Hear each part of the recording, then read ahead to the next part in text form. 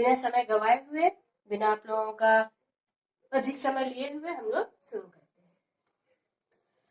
तो हम लोगों का आज का जो चैप्टर है उसका नाम है संख्या पद्धति। ठीक है, तो संख्या पद्धति अगर आप लोग सभी बच्चे 8 में पढ़े होंगे, कक्षा 8 की पढ़ाई की होगी, तो उसमें आप लोगों को जानकारी मिली होगी कि आखिर संख्या पद्धति क्या है। लास्ट चैप्टर था ग्राफों से परिचय, उसमें भी हम लोग संख्या पद्धति के बारे में थोड़ा ना थोड़ा जानकारी हासिल की है। खैर, हम थोड़ा बेसिक से स्टार्ट करते हैं। तो संख्या पद्धति नॉर्मली हम लोग क्या करते हैं ना, संख्या पद्धति में हम लोग बहुत सारी कुछ चीजें हैं ऐसी जिनको हम लोगों को पढ़ना जरूरी है। अगर ये सारा टॉपिक जो है, ये सारे मुख्य बिंदु जो है, अगर किसी बच्चों को मालूम नहीं है या उनसे इनका परिचय नहीं है, तो उन बच्चों को संख्या पद्धति इस चैप्टर को पढ़ने में काफी कठिनाई आ सकती है। तो मैं नहीं चाहती कि किसी भी बच्चों को किसी प्रकार का कोई कठिनाई आए। तो चलिए हम लोग चलते हैं पहले इसके परिचय की ओर। तो देखिए, सबसे पहला जो हम लोग लिखे हैं वो क्या है, प्राकृत संख्या। ठीक है, प्राकृत संख्या। अब बच्चे जो है प्राकृत संख्या और पूर्ण संख्या, प्राकृत संख्या और पूर्ण संख्या, ये जो दो ऐसी संख्या है जिसमें बच्चे क्या होते हैं ना, अधिकतर कंफ्यूज कर जाते हैं। तो इसके लिए मेरे पास एक बहुत अच्छा ट्रिक है। ट्रिक क्या है कि प्राकृत मतलब, अगर इसको थोड़ा सा बढ़िया से पढ़ा जाए तो प्रकृति बोल सकते हैं, जिसका मीनिंग जो है क्या, नेचुरल भी होता है। ठीक है, या नेचर कहते हैं, नेचर सिंपल भाषा में नेचर। अब आप लोग ये सोचिए कि नेचर जो है वो कभी भी शून्य नहीं हो सकता। ठीक है, नेचर कभी भी, प्रकृति कभी भी जीरो नहीं हो सकती, शून्य नहीं हो सकती।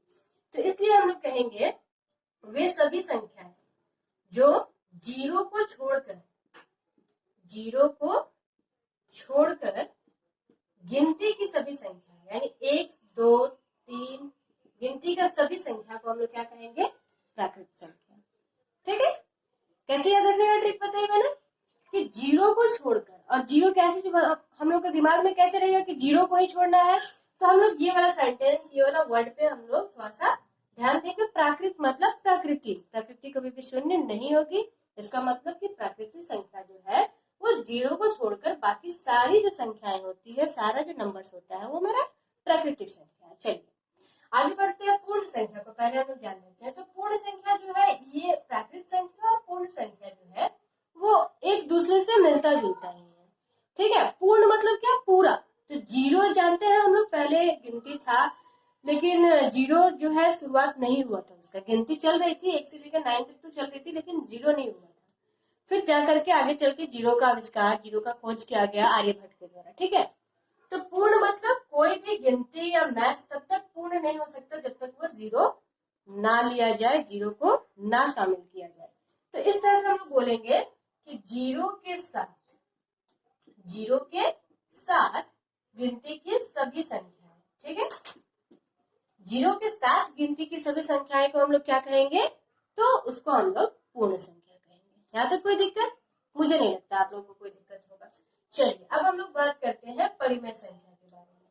परिमेय संख्या ये थोड़ा सा इन दोनों से बिल्कुल अलग है। ठीक है, परिमेय संख्या का डेफिनेशन या परिभाषा कहें तो परिमेय संख्या का परिभाषा हम लोग कुछ इस प्रकार से देते हैं। सिंपल कहते हैं परिमेय संख्या के लिए कि जिसको हम लोग बट्टा में लिख पाए। ठीक है, बट्टा में। तो अब देखिए बट्टा में लिखने का मतलब क्या है, जैसे फॉर एग्जाम्पल 2/5, ठीक है, या 3/6। तो आप लोग जैसे हम ये कर दिए कि 0/1, ठीक है, तो 1/0, तो क्या ये टोटल जो है वो परिमेय संख्या है? तो हम कहेंगे कि नहीं, ये टोटल जो है वो परिमेय संख्या नहीं है। इसमें से पहला परिमेय है, दूसरा है, लेकिन ये जो है 1/0 ये परिमेय संख्या की श्रेणी में नहीं आता। अब आप लोग पूछोगे कि ऐसा क्यों? क्योंकि बट्टा में तो वो भी लिखा गया और आपने तो अभी कहा कि बट्टा में जो भी लिख पाए वो परिमेय संख्या है। तो बच्चों मैं आप लोगों को बता दूं कि बट्टा में लिखना तो जरूरी है, लेकिन P जो है यानी ऊपर वाला, जिसको हम लोग क्या बोलते हैं, अंश, जैसे है ना ये 4/5, तो इसके ऊपर वाले को अंश बोलते हैं और नीचे वाले को हर बोलते हैं। ठीक है, ऊपर वाले को अंश बोलते हैं और नीचे वाले को हर बोलते हैं। तो इसको हम लोग क्या करते हैं, एक चर पद से डिनोट करते हैं, इसको बोलते हैं P और नीचे वाले को बोलते हैं हम लोग Q। ठीक है, ऊपर वाले को P और नीचे वाले को Q। अब बहुत सारे बच्चे यहाँ पे भी कंफ्यूज रहते हैं कि ऊपर वाले को अंश बोले कि नीचे वाले को हर बोले। ठीक है, तो मेरे पास पास इसका भी एक ट्रिक है। देखिए ऊपर सबसे पहले यहाँ पे आएगा, अब आ पहले आता है कि हा पहले आता है? तो आप लोग कहोगे कि नहीं, पहले तो हमने आ पढ़ा था तब हा पढ़ा था, ठीक है। तो इस प्रकार से हम लोग क्या कर लेंगे कि ऊपर वाले ने सबसे प्रथम जो है वो आ से अंश तब जाकर के हा से हर होगा, ठीक है। चलिए आगे तो क्या कहा मैंने कि जिस संख्या को p बाई क्यू के रूप में लिखा जाए, ठीक है। केवल ये शर्त नहीं है कि p बाई क्यू ने बट्टा में लिख दिया, हाँ चलो परिमेय संख्या हो गया, नहीं, तब तो ये गलत हो जाएगा। तो इसके लिए एक और रूल होता है, जहां p बराबर पूर्णांक, यानी p जो है कोई भी पूर्णांक संख्या हो, यानी जीरो भी हो सकता है, पूर्ण संख्या, सिंपल भाषा में क्या है, पूर्ण संख्या, यानी कि p यानी ऊपर वाला जो अंश मेरा है वो कोई भी संख्या हो सकता है, जीरो हो सकता है, 1 हो सकता है, 1 लाख हो सकता है, 5 लाख हो सकता है, यानी जीरो उसमें शामिल हो सकता है, लेकिन हमारा जो नीचे वाला संख्या है वो जीरो के बराबर नहीं होना चाहिए। फिर से रिपीट करती हूँ, परिमेय संख्या हम लोग उसी को कहेंगे जो बट्टा में हो, और एक और उसका क्वालिटी होना चाहिए कि उसका हर जो है वो कभी भी जीरो नहीं होना चाहिए, ठीक है। चलिए बात करते हैं हम लोग पूर्णांक। तो पूर्णांक को हम लोग नॉर्मली डिनोट करते हैं एन से, ठीक है, एन से निरूपित करते हैं। एन फॉर नंबर, जितने भी नंबर है, कोई भी नंबर, वो माइनस भी हो सकता है, प्लस भी हो सकता है, तो वो सभी क्या कहलाते हैं, पूर्णांक कहलाते हैं। तो इस प्रकार से हमने संख्या पद्धति के परिचय में क्या किया कि प्राकृत संख्या, परिमेय संख्या, पूर्ण संख्या और पूर्णांक के बारे में बहुत सारी जानकारी हासिल की। तो चलिए एक बार हम लोग उसको रिपीट करते हैं, उसकी पुनरावृत्ति करते हैं, अपने जानकारी का अभ्यास जो हम लोग यहाँ पर सीखे उसका एक बार अभ्यास कर लेते हैं। तो लिखा है, क्या सभी पूर्ण संख्या परिमेय संख्या है? अब थोड़ा सा यहाँ पे आप लोगों को ब्रेन शांत करना होगा और ध्यान से समझिए, ज्यादा दिमाग लगाने की जरूरत नहीं है, थोड़ा सा भी दिमाग यहाँ पर अगर आप लोग लगा लीजिएगा तो आप लोगों को समझ में आ जाएगा। क्या बोलता है कि बताइए कि जितना भी पूर्ण संख्या है इस दुनिया में वो सब परिमेय संख्या है।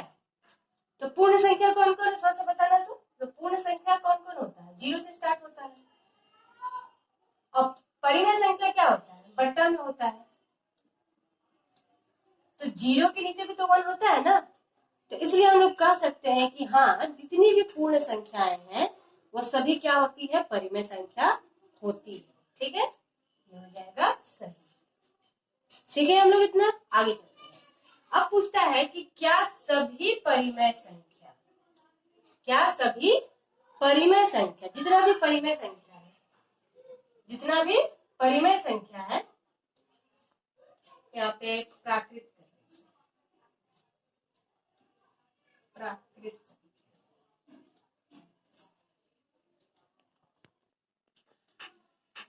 तो अब क्वेश्चन है कि क्या सभी परिमेय संख्याएं जो है वो प्राकृत संख्या है?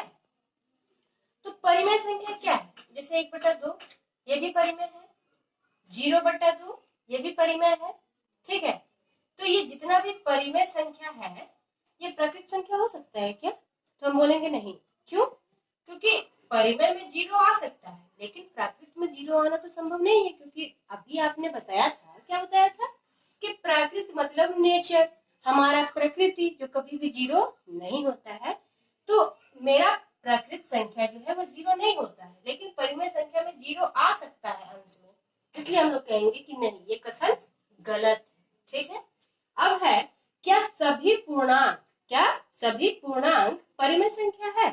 हाँ, तो पूर्णांक का मतलब क्या है? पूर्णांक का मतलब है आपका m।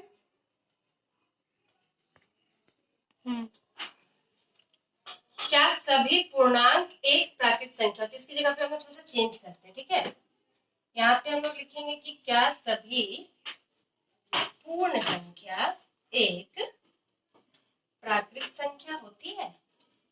अब आप लोग बताइए कि जितना भी पूर्ण संख्या है, पूर्ण संख्या मतलब जीरो से स्टार्ट, 0 1 2 3 4 5 6 जो भी है, वो प्राकृत संख्या होगी क्या?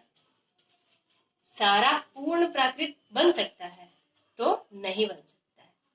सारा प्राकृत पूर्ण बन सकता है, ठीक है, क्योंकि प्राकृत 1 से शुरू होता है, पूर्ण में भी 1 है, लेकिन पूर्ण 0 से शुरू होता है, जबकि प्राकृत में 0 नहीं।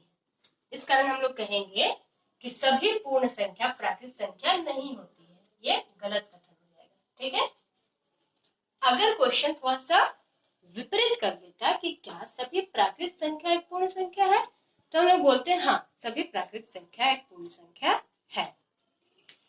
तो उम्मीद करती हूँ आप लोगों से कि आप लोगों को संख्या पद्धति का परिचय समझ आया होगा।